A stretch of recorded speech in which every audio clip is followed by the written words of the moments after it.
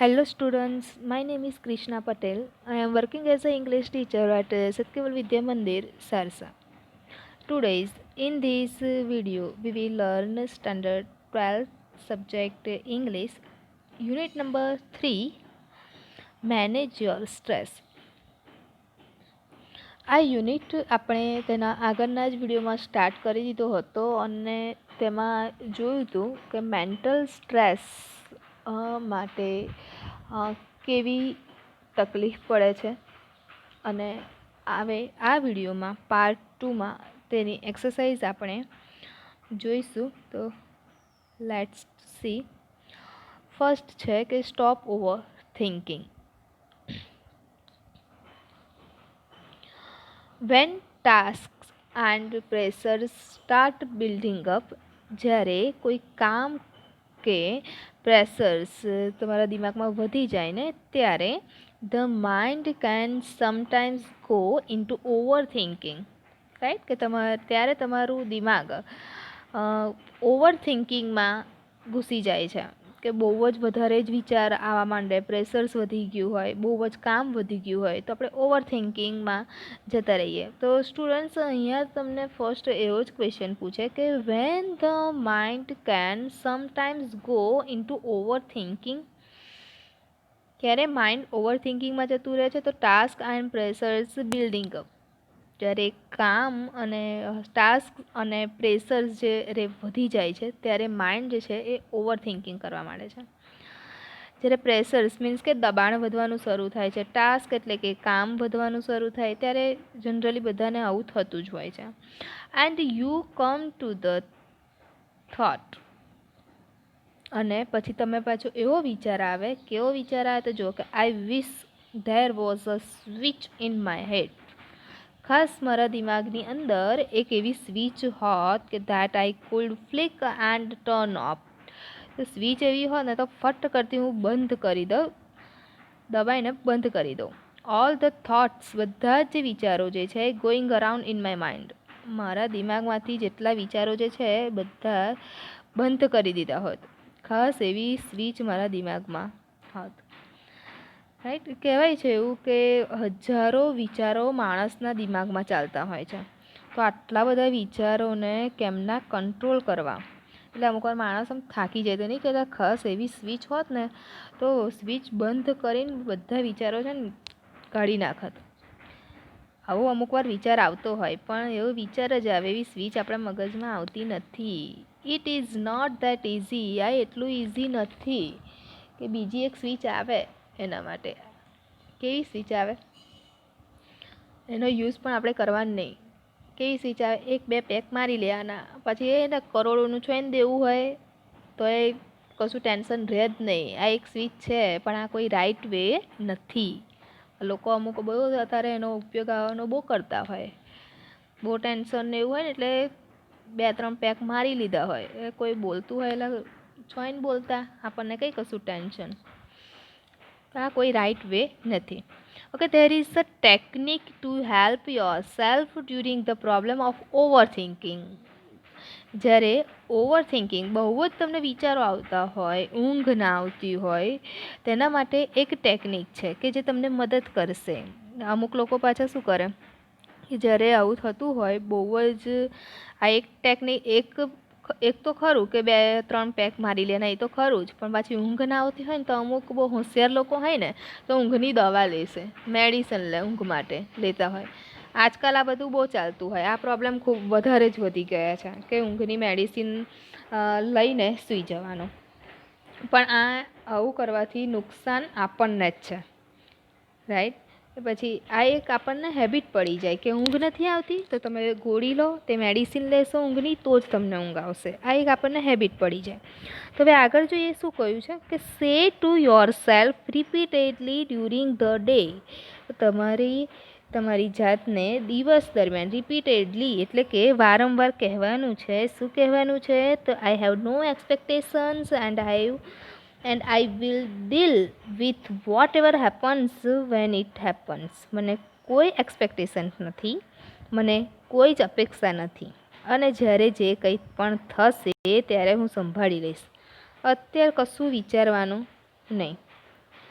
તને ખબર માણસ વધારે કડી પીધેલો કેમ ફરે? કે એકબીજા સાથે આશા રાખે ને, એક્સપેક્ટેશન રાખે ને, એટલે જ વધારે એટલે ફરે. એ આશા રાખી હોય કે આ મારો એ બેસ્ટ ફ્રેન્ડ છે ને આટલું મારું કામ પૂરું કરશે, પણ એ બેસ્ટ ફ્રેન્ડના જેવી સિચ્યુએશન હોય તો એ તમારું કામ પૂરું ના કરી શક્યો હોય, એટલે તમને પાછું દુઃખ થાય કે એની જોડેથી ખોટી જ મેં આશા રાખી હતી, આમ ને તેમ ને વોટ એવર બધું નીકળતું રહે મોંમાંથી. અને પાછું વધારે ભવિષ્યનું, ફ્યુચરનું બહુ વિચારીએ છીએ, એટલે વધારે કડી પીધેલા ફરતા હોય. અને સામેવાળાને પણ એવા કરી દે. અત્યારે શું ફ્યુચરમાં જે થશે ને એ થશે, જોયું જશે. અત્યારે પ્રેઝન્ટમાં આપણે મસ્ત જીવવાનું, મોજ કરવાની. હિન્દીમાં એક કહેવત છે કે જબ જો હોગા તબ દેખા જાયગા. જ્યારે જે થશે ને ત્યારે તે જોયું જશે, અત્યારે કશું નહીં. હા, ફ્યુચરના પ્લાન જરૂર બનાવવાના, હા, પણ ટેન્શન લઈને ફરવાનું નહીં. પ્લાનિંગ કરવાના, ટેન્શન એના માટે લેવાનું નહીં. When you think about a stressful day that lies in front of you. ક્યારેક એવું બને કે સવારથી જ તમને ખબર હોય કે આજનો દિવસ બહુ જ સ્ટ્રેસફુલવાળો, બહુ દબાણવાળો છે. આજે તો મારે એટલું બધું કામ છે ને, આ કામ છે ને આટલું કામ કરવાનું છે, તેવું કામ કરવાનું છે, બહુ જ કામ છે. આખો દિવસ તો મારી પથારી ફરી જશે એટલું બધું કામ છે. તમને ખબર છે કે આજે શું થવાનું છે, એવું પહેલેથી તમને ખબર છે. And your thoughts run approximately like this. આખા દિવસમાં જ્યારે તમને આવું ખબર પડે ને, એટલે તમારી પાસે જે કામ આટલું બધું છે એવી ખબર પડશે, એટલે તમારા વિચારો જે છે એપ્રોક્સિમેટલી એટલે કે લગભગ કંઈક આવા હોય. કેવા હોય તો કે oh my God, I have so much to do.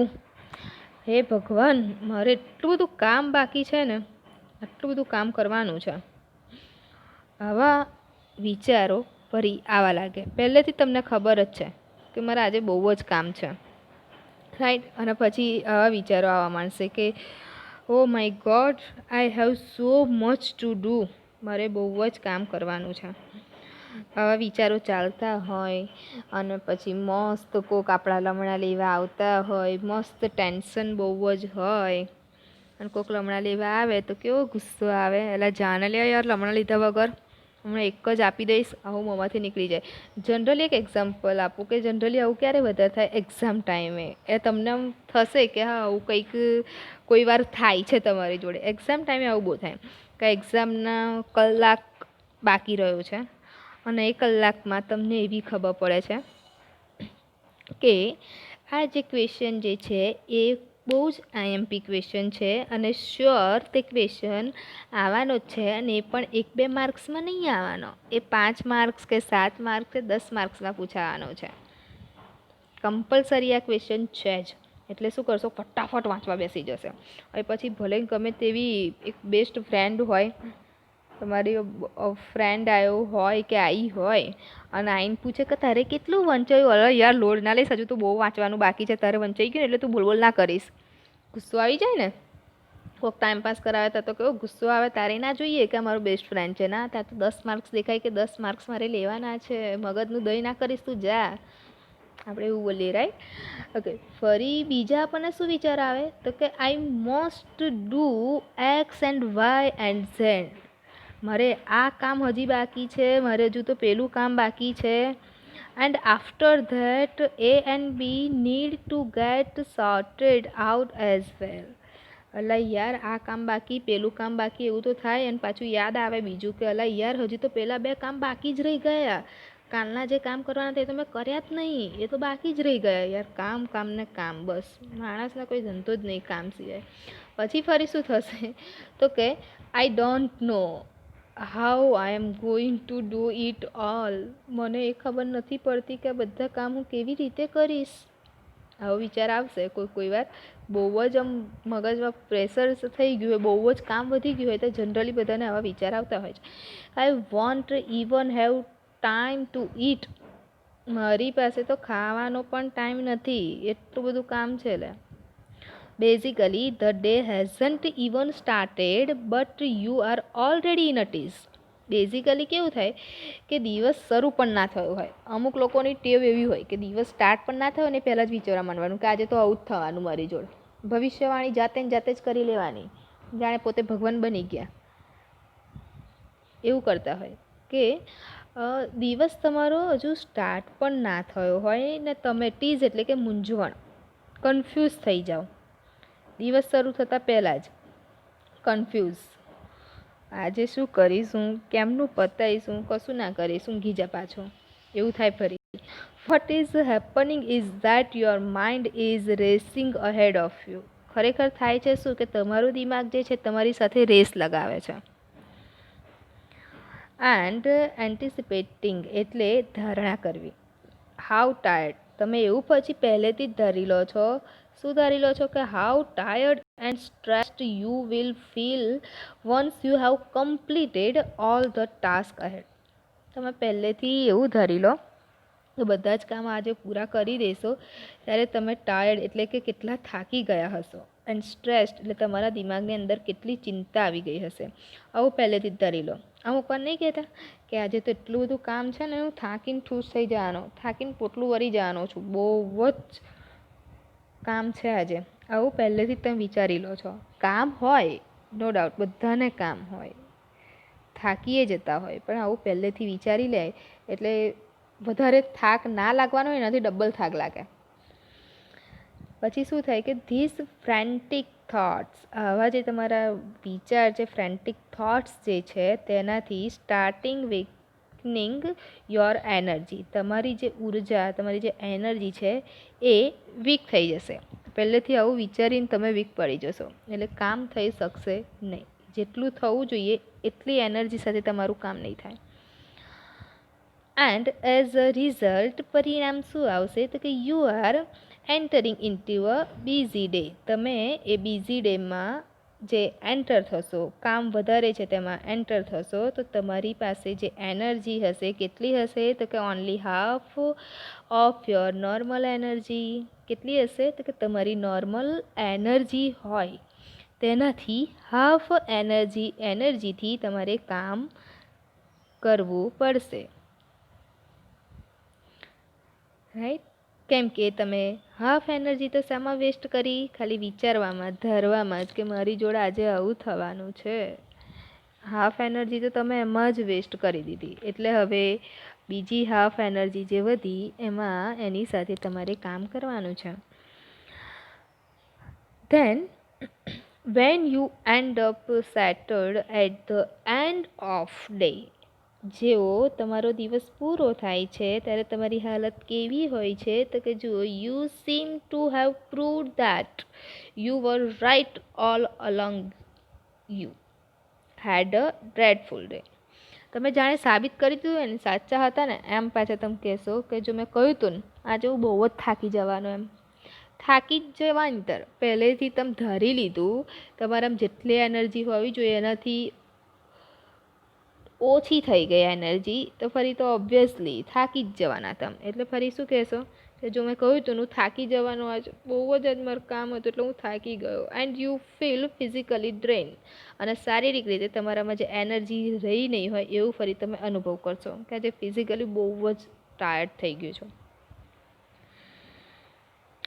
In order to have the maximum energy, જો તમારે મેક્સિમમ એનર્જી જોઈએ છે ત્યારે available at the start of a busy day, વ્યસ્ત બિઝી ડેની શરૂઆતમાં જ તમારે વધારે ઉર્જા, તમારી જે એનર્જી છે, દિવસ સ્ટાર્ટ થાય ત્યારે તમારે એનર્જી છે એ જોઈએ છે વધારે. હે તો કઈ રીતે મળે તો કે આઈ હેવ નો એક્સપેક્ટેશન્સ, મને કોઈ જ અપેક્ષા નથી આ મંત્ર જપવાનો રોજ. એટલે તમને એનાથી એનર્જી મળે. એટલે કોઈ પાસેથી અપેક્ષા જ નહીં રાખવાની. કામ પૂરું થવું હોય તો થાય, બાકી રહે તો કાલે. એટલે આ મંત્ર રોજ જપવાનો. I have no expectations, I have no expectations and I will deal with whatever happens when it happens. મને કોઈ અપેક્ષા નથી, જ્યારે જે થશે એ ટાઈમે જોઈ જશે. એઝ અ ફોર્મ ઓફ મંત્ર, જો અહીં પણ કહ્યું છે મંત્ર, તો દરેક વિદ્યાર્થીએ, દરેક સ્ટુડન્ટ્સે આ મંત્ર રોજ સવારે ઉઠીને નાહી ધોઈને 11 વખત મંત્ર જપવો. ઓકે, અંદર એવું નથી લખ્યું, આ હું કહું છું. You will notice how your body starts relaxing. તમે આ મંત્રનું વારંવાર જો રટણ કરશો ને તો તમારા ધ્યાનમાં આવશે કે તમારી બોડી જે છે રિલેક્સ થવા લાગશે. At the thought of no expectation. શાનાથી રિલેક્સ થશે તો કે ખાલી તમારા વિચારોથી. કેવા કે મને કોઈ જ અપેક્ષા નથી, કોઈ એક્સપેક્ટેશન નથી, એવા વિચારથી જ તમારું બોડી જે છે એ રિલેક્સ થશે. અમુક કામ કેવું કે આ આપણી ઉપર જ ડિપેન્ડ કરતું હોય કે આપણે કેવું વિચારીએ છીએ એ પ્રમાણે કામ થતું હોય. તમે વિચારશો કે મારાથી આટલું મોડે નહીં થાય કે આટલું નહીં લખી શકાય તો એ નહીં જ લખી શકાય. પણ તમે મનથી દ્રઢ નિશ્ચય કરી લેશો ને કે આટલું કામ મારાથી પૂરું થઈ જ જશે અને હું કરીને જ રહીશ, તો રિયલી એ કામ પૂરું થઈને જ રહેશે. પણ પહેલેથી જ તમે એવું વિચારી લીધું હશે તો એ નહીં પૂરું થાય. જે ટાઈમે જે થશે ને એ ત્યારે કરીશું. આપણે કોઈ પાસેથી એક્સપેક્ટ કરવાનું નહીં, બરાબર? તો એક્સપેક્ટ કરીશું તો તમારી જે આશા જે છે કોઈ બીજા પાસેથી એ તમારી પૂરી નહીં થાય ત્યારે તમે દુઃખી થશો ને, તો એના કરતાં બેટર છે કે કોઈ પાસેથી એક્સપેક્ટ ના કરવું. પોતાની પાસેથી પણ નહીં. આપણે આપણા પર બહુ કોન્ફિડન્સ નહીં રાખવાનો. આપણે વિચારી લઈએ કે આજે તો આટલું એ કરી લઈશ, હું આમ કરીશ તેમ કરીશ, પણ જ્યારે પૂરું નહીં થાય, આપણાથી નહીં કરી શકો ને તો પણ દુઃખ થશે, ટેન્શન વધી જશે. Right? Okay, this રિલેક્શન tells you that you have just stopped yourself from wasting valuable energy. આ જે રિલેક્સ થઈ જવાની જે પ્રક્રિયા છે તે તમારી કિંમતી એનર્જીને વેસ્ટ થતી અટકાવે છે. યુ વિલ ફીલ, પછી તમે કેવું ફીલ કરશો તો કાલ્મ મેન્ટલી એન્ડ ઇમોશનલી કોન્સિક્વન્ટલી. એકદમ મેન્ટલી રીતે તમે શાંત અનુભવ કરશો. ઇમોશનલી મીન્સ કે લાગણીથી પણ તમે શાંતિનો અનુભવ કરશો. ક્યારે? કે તમે આ મંત્ર જે છે એ રોજ સવારે 11 વખત જપશો ને તો જ. તો દરેક સ્ટુડન્ટ્સે આ એક્સરસાઇઝ જે છે સ્ટોપ ઓવર થિંકિંગની, એ તમને સરસ મજાનો એક શાંતિ મંત્ર અર્પણ કરે છે. તો દરેક સ્ટુડન્ટ્સે આ મંત્રને જપવો. I have no expectations and I will deal with whatever happens when it happens. Okay, આવું નહીં કહેતી. હા, આ સ્ટોપ ઓવર થિંકિંગ જે છે નહીં કહે છે. Okay, second, self હાઇપ્નોસિસ.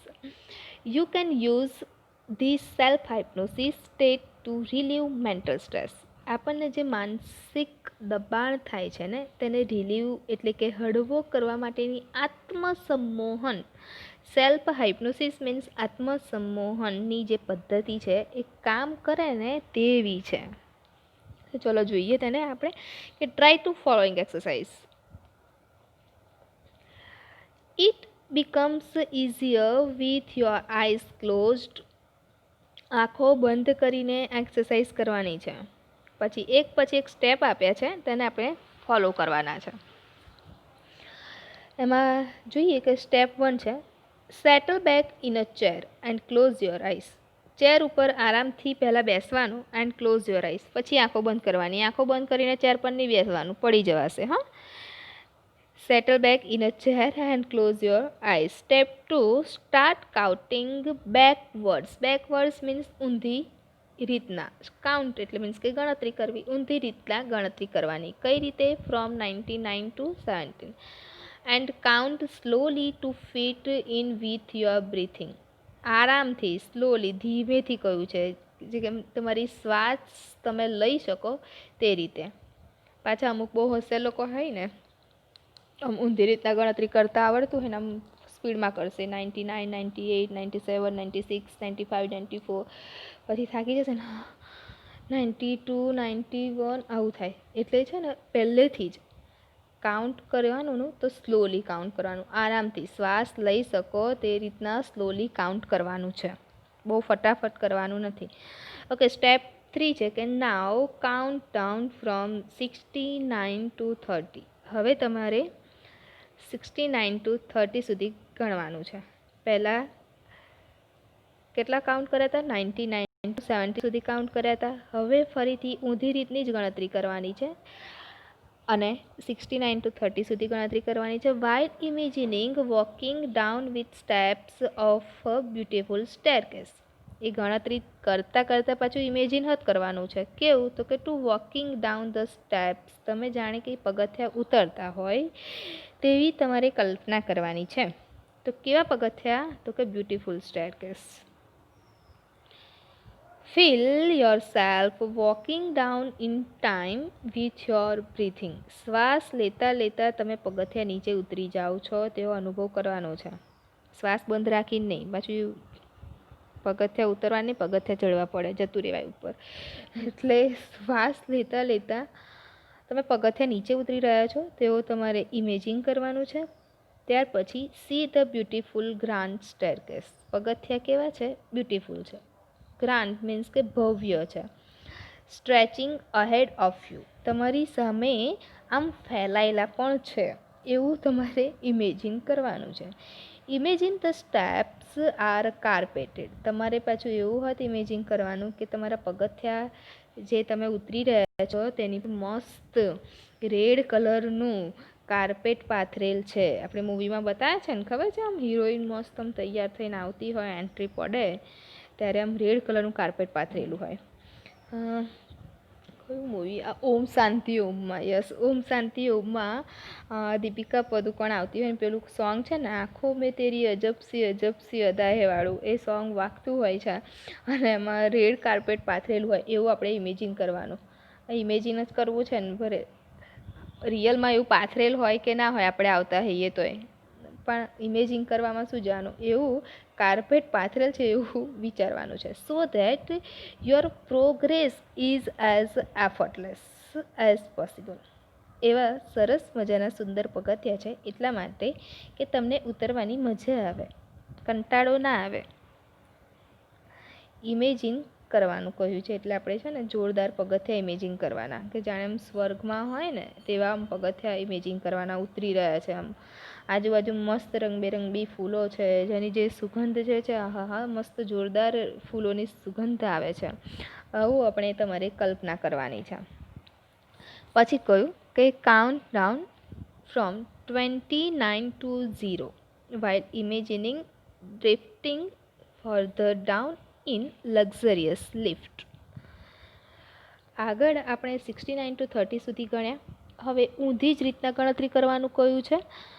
તો 29 to 0 સુધી ગણવાનું છે અને તેની સાથે ઇમેજિન પણ કરવાનું છે કે તમે એક લક્ઝરિયસ લિફ્ટ, પહેલાં તો તમે દાદરા ઉતરી રહ્યા હતા પગથિયા, હવે અહીંયા આગળ પાછું શું કહ્યું? Luxurious lift. એટલે કે ભવ્ય વિશાળ લિફ્ટ સાથે તમે નીચે ઉતરી રહ્યા છો. હવે કલ્પનામાં પછી નાની એવી લિફ્ટ નહીં લેવાની. આજુબાજુમાં આમ પાનની પિચકારીઓ મારેલી હોય, દરવાજાને 2 લાત મારે ત્યારે દરવાજો ઓપન થાય, બહારનું જે પેલો દરવાજો હોય છે આમ એ જલ્દી પાછું બંધ ના થતું હોય એવી પાછી ઇમેજિન નહીં કરવાની. એમ કલ્પના કરે તો મસ્ત મફતની જ કલ્પના કરવાની છે ને. ક્યાં ચાર્જિંગ લાગવાનું છે, ચાર્જ કરવાનું છે, લાઇટો નહીં હોય કે મેં આટલા રૂપિયા આપીને ચાર્જ કરવાનું. કલ્પના જ કરવાની. એટલે મસ્ત મોટી એવી લિફ્ટ ઇમેજિન કરીને 29 to 0 સુધી ગણતા નીચે ઉતરી રહ્યા છો તેવું ઇમેજિન કરવાનું. As large as room. જો અહીંયા પાછું કહ્યું હોત કે કેવી લિફ્ટ તમારે ઇમેજિન કરવાની છે, કે કેવી કરવાની છે, તો પાછી કેમ એઝ લાર્જ એઝ રૂમ જેવડી મોટી હોય ને એવી ઇમેજિન કરવાની. લો, કાર્પેટેડ, પાછું ત્યાં પણ કાર્પેટ પાથરેલ હોય એવી ઇમેજિન કરવાની. And with views of landscapes outside. Carpet પાથરેલ હોય, રૂમ જેટલી મોટી હોય અને તેની સાથે પાછું બહારનું જોઈ શકાય ને એવી કાચવાળી. લેન્ડસ્કેપ એટલે કે કેવું કે કુદરતી દ્રશ્યો છે, પર્વતોના છે, એ ખુલ્લા મેદાનના દ્રશ્યો હોય.